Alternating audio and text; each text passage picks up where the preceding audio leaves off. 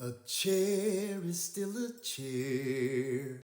So go ahead and pull you up a chair because tonight we're going to be discussing Luther, Never Too Much, the documentary film on the life and times of Mr. Luther Vandross. I know you want to know, was Luther never too much? Too much? This too By the much. end of this video, I will answer that question for you. There are certain voices that come along once in a lifetime. We, those that attend church, call those heavenly sent God kissed voices anointed. Whitney Elizabeth Houston possessed one of those voices. A voice with passion and power, a voice that, when put to song, can become the soundtrack of our lives. Yes, she was the voice. Luther Vandross also possessed that same anointing. Luther, Never Too Much is the documentary film that was released limited in theaters, but on New Year's, CNN premiered it for the world. And they've since replayed it, and you're able to now watch it on demand on CNN. It was definitely a documentary.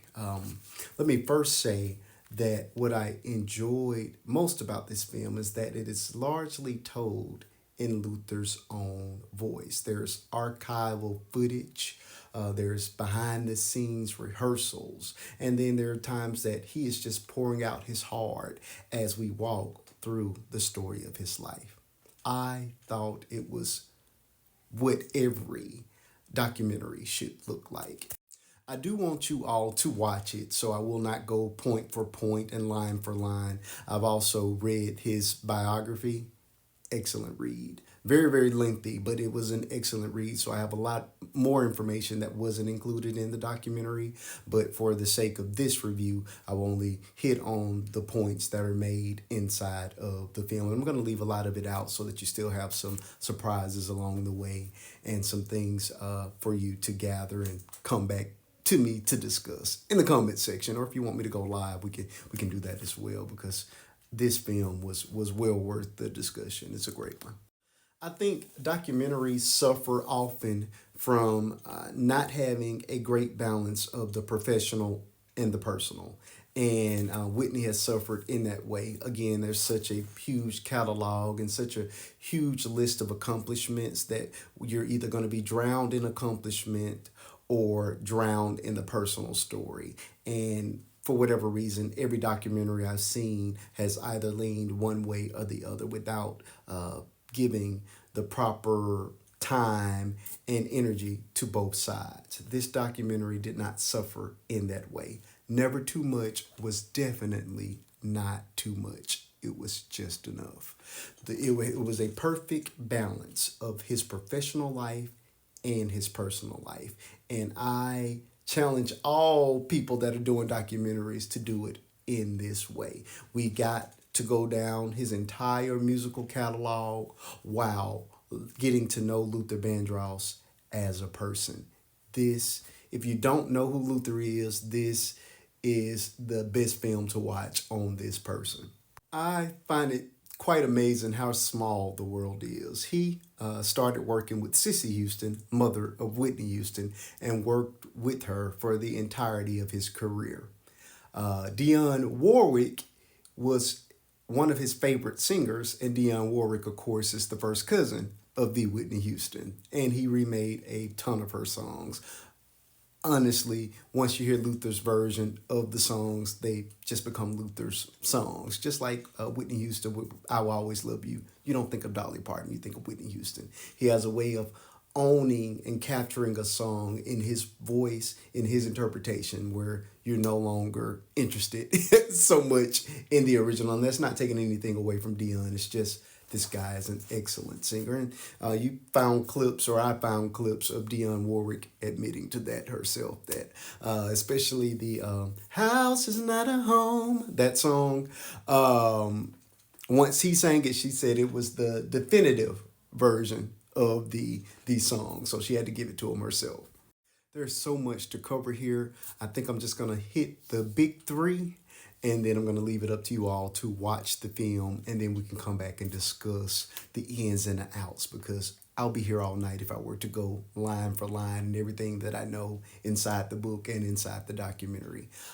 First of which was love, and how Luther Vandross was the love guy. They used to try to call him the love doctor, which was a term he did not particularly care for. But what was so sad in this documentary was realizing that although he's responsible for many of us being here, because our mummies and daddies made it to Luther Vandross songs, he was never able to truly find that love himself. And his favorite song, he called it his biographical song, was Any Love. And that's what he spent the majority of his life searching for.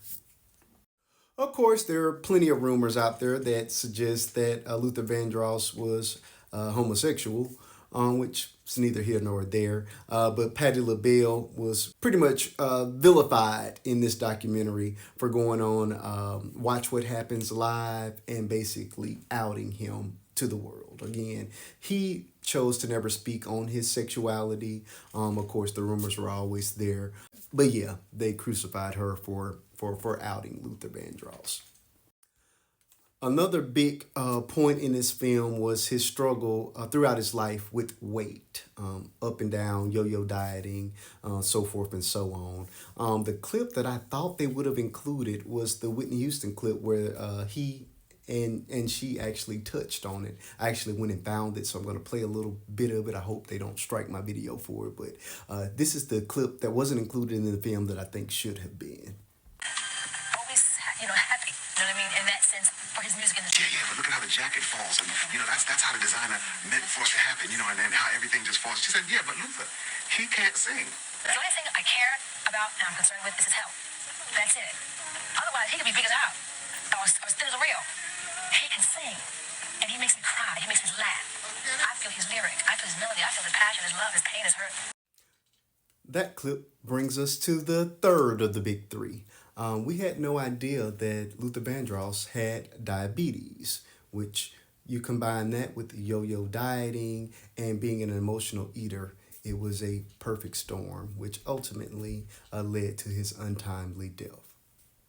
During Luther Vandross's remarkable career, this man sold over 40 million albums and won 8 Grammys. What is tragic is that it took this man 9 nominations to win his first Grammy. But it is tried and it is true.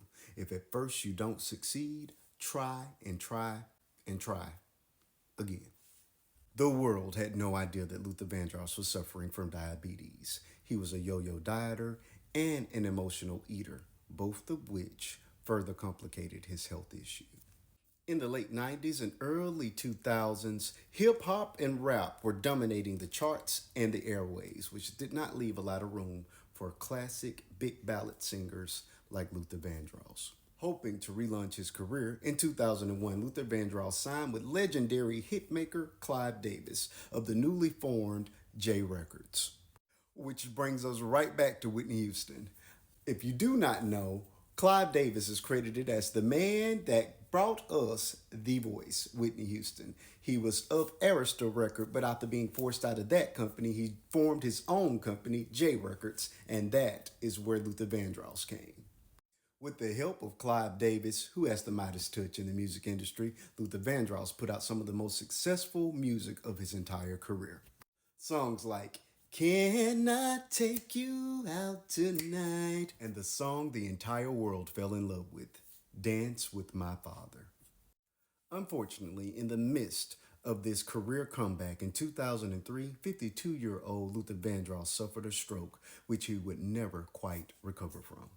Sadly, on July 1st, 2005, the legendary voice of Luther Vandross was silenced forever.